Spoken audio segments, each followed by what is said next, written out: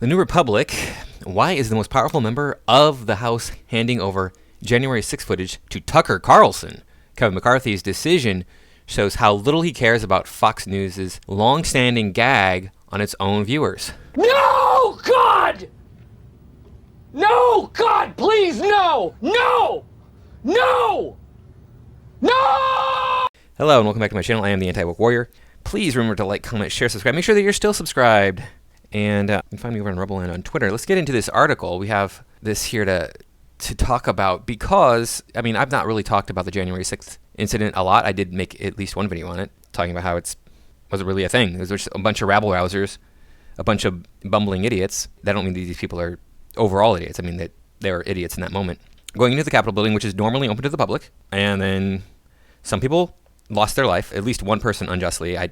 From what I've seen, the other people who lost their lives didn't have anything really to do with the January 6th incident, but it just happened to correlate with that time.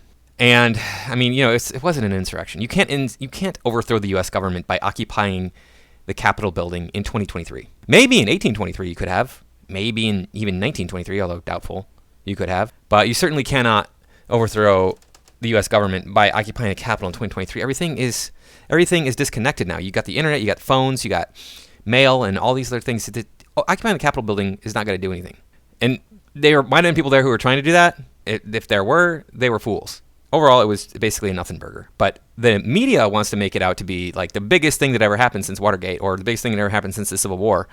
And I'm like, no, it wasn't really. It was just kind of like not that big of a deal. But let's get into this article here. The House Speaker Kevin McCarthy has gifted exclusive access to 41,000 hours of surveillance footage from January 6th attack on the Capitol to Fox's Tucker Carlson, according to Axios. Carlson's producers visited Capitol Hill last week to begin their endeavor of poring over the tapes.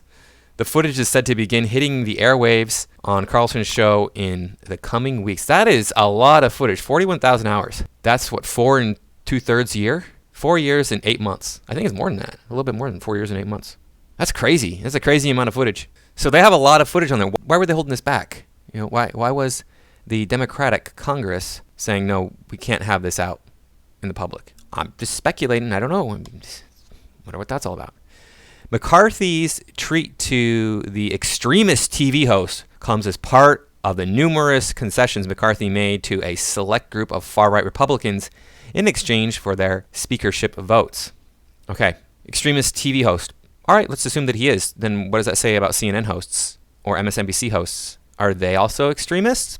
Because from what I can tell, I mean, Tucker Carlson is extreme on the right as these other people are as extreme on the left. In fact, he's probably not even as far right as these crazies on these leftist news stations are. Because they're all about, yay, there is no such thing as gender. You can have any kind of pronoun you want to. And it's like, that is an extremist view. When we're saying reality doesn't exist anymore, that is an extremist view. Anyway, back to the article. He pledged to make all the security footage from January 6th public, which apparently means tying it all up in a bow for Carlson to exclusively and selectively present on his shows to construct conspiracy theories with. Yeah, I mean, he should have probably just given it to everybody, just made it available to the public. I don't know why he specifically gave it to Tucker Carlson. That's not uncommon to give a story to a broadcaster or one news reporter. That's not uncommon. I don't know why he didn't provide it for everyone. You know, hey, look, here's the footage, make of it what you will. That seems to be fair. Well, but whatever. One of McCarthy's bargaining intransigence, Representative Lauren Boebert, hailed the decision. And she says in a tweet here, looks like this is a tweet. Yeah, it's a tweet. Tucker Carlson now has 41,000 hours of January 6 footage that Pelosi held for over 2 years. Thank you, Speaker McCarthy, for following through on this. The public deserves to see everything that was hidden. Yeah, we do. And maybe that's why he gave it specifically to Tucker Carlson, because he sees that the Dems are hiding stuff. And if he gives it to CNN, MSNBC, NPR, they're going to hide stuff. But like I said, give it to everybody. And that way you get stuff like, you know, the right's just going to show everything. And then you get people on the left who are hiding stuff. And then, but, you know, at the same time, it's going to be 40 chess here, because there's a lot of people who are going to look at what the left-leaning media says and does, and they're going to believe that. And if they're not going to go over to Fox and look at it and go, well, he's telling the truth, but CNN is lying. No, they're going to be like, CNN is telling the truth and Tucker Carlson is lying. So maybe that's what he's thinking. Again, however, despite Boebert's celebration, funneling footage of a domestic riot to only one member of an extremist media organization is not releasing the footage to the public. Yeah, he's right. I mean, that's a fair point. That's the point I made too. McCarthy's gifts to Carlson comes while newly revealed text showed that Carlson and many of his Fox News colleagues like Laura Ingraham and Sean Hannity don't really buy much of the conspiratorial content surrounding the 2020 presidential election that they themselves push. Okay, so they're lying about their belief in the 2020 election stuff. As Fox producer Justin Wells texted Carlson's producer, "We are threading a needle that has to be thread because of the dumb Fs at Fox on election day. We can't make people think we've turned against Trump, yet also call out the BS. You and I see through it, but we have to reassure some in the audience." That's kind of vague, right? I mean, the only thing is you and I see through it, but who did he... Okay, so first off, Justin Wells texts Carlson's producer. That's not Carlson. How do you know it? I mean, he doesn't say anything in here about what Carlson believes or about what the Fox people believe. It says in here about Justin Wells and Carlson's producer. Those are not the same people as Tucker Carlson. So you're grasping at straws here. McCarthy's decision shows he supports Fox's long-standing gag on its own viewers. No, it doesn't. No, it doesn't. Like I just explained, this has nothing to do with Carlson. This is his producer. Fox anchors like Carlson and members of Congress like Boebert will posture the move as an act of radical transparency, suggesting the clips to be newly unearthed as if the January 6 hearings didn't already show Americans and the world the havoc of the riots. They didn't. There's a lot of stuff that wasn't shown. I mean, it would take, if you watched that 41,000 hours nonstop, that would take you 4 years and 8 months. It hasn't even been 4 years since this incident. So there's no way a single person could watch through all of this 41,000 hours. Okay? Let's not be stupid here. That's just math. There's not enough time in the 2 years since January 6th to have watched all this footage, for a single person to have watched all this footage.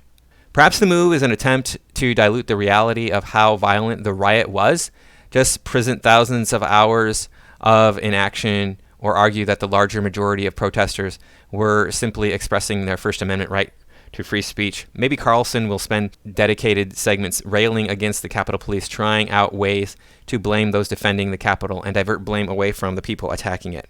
Whatever Carlson plans to do with the tapes, the move by the most powerful member of the House to coordinate with an extremist media giant is audacious enough to warrant its own Twitter files-esque outrage from those who claim to take issue with such actions, but don't hold your breath. Yeah, okay, so like I said, it's okay to refer to Tucker as an extremist, even though NPR, CNN, and MSNBC, they're all extremists. And we've seen these people who are involved in the riots being arrested and charged with stuff that's putting them into extreme conditions in prisons. We've seen people who weren't even there being arrested. We've seen people who were there in Washington, D.C. that day, but not in the Capitol, being arrested. We've seen people who were just wandering around the building being arrested for, I just wandered into the building. I was actually told to go into the building by a police officer, by a security guard, by somebody. And so I did, because normally that building's open. I just wanted to take some pictures. Got arrested. So yeah, it's been a total mess. We have a video regarding this here. Now you're going to want to see this. This is interesting. So what we have here, we're gonna watch this here. So this individual right here, that is very blurry, unfortunately, is a person appears to be some sort of a security guard or police officer pulling people into the Capitol building. Well, I'll start it over just so you can watch the whole thing. Look at that. He's yanking on people. He's pulling them in. He's pulling them in. Wants to get more and more people into the Capitol building. And then this lady confronts him. Stop. No. You pushed us in. You were pushing us in. So he was pushing them into the building. Why? Why did he want to get people into the building? What was the purpose for this person to want to get people into the building?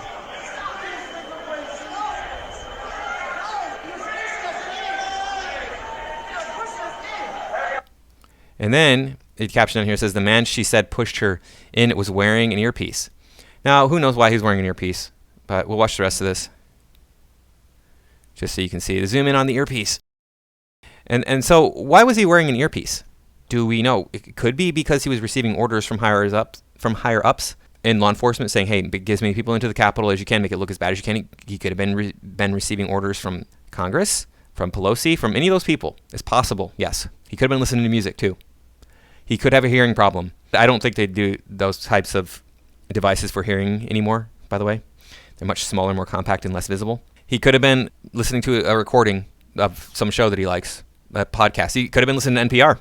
Could have been listening to Fox News. You don't know. We don't know what he was doing with that earpiece. We don't know why he had that earpiece. It probably was, considering the fact that he was yanking people into the Capitol, he probably was receiving orders from somebody to do that. I mean, why else would he do it? Why else would a lone individual be like, hey, I'm going to pull people into the Capitol? That's going to make a lot of sense. Considering they could fight back, they could hurt you. You need to know that he was protected, because he is guilty of assault. This is assault and battery, actually, because he put his hands on people. So yeah, this was not a real insurrection. Even, I have a much more liberal friend than I am who works. She's a woman. She works, has a full-time job, has a side job, has children, is married, and she's like, yeah, this is some insurrection. Yeah, okay.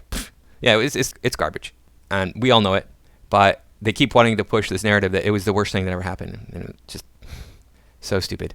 Anyway, I want to say something about this. Thanks for watching, and I'll see you in the next video.